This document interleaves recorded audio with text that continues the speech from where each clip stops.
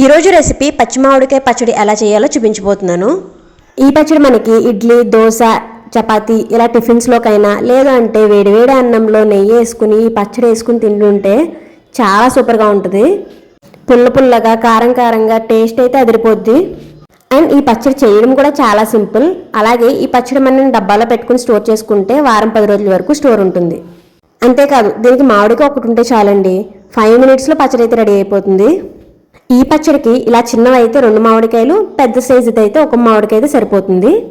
ఇప్పుడు స్టవ్ పైన ప్యాన్ పెట్టుకుని అందులో కొంచెం ఆయిల్ వేసుకుని 1 టేబుల్ స్పూన్ జీలకర్ర, 1 టేబుల్ స్పూన్ ఆవాలు వేసుకుని కొంచెం ఫ్రై చేసుకోండి. ఇవి కొంచెం ఫ్రై అయిన తర్వాత ఇందులోనే 1/2 టేబుల్ స్పూన్ మెంతులు కూడా వేసుకుని మెంతుల్ని గోల్డెన్ కలర్ వచ్చే వరకు ఫ్రై చేసుకోవాలి.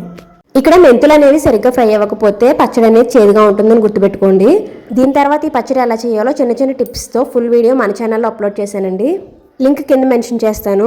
మీరు కూడా చూసి ట్రై చేసి ఎలా ఉందో కామెంట్ చేయండి. అలాగే వీడియో నచ్చితే లైక్ చేసి మన ఛానల్ని సబ్స్క్రైబ్ చేసుకోండి.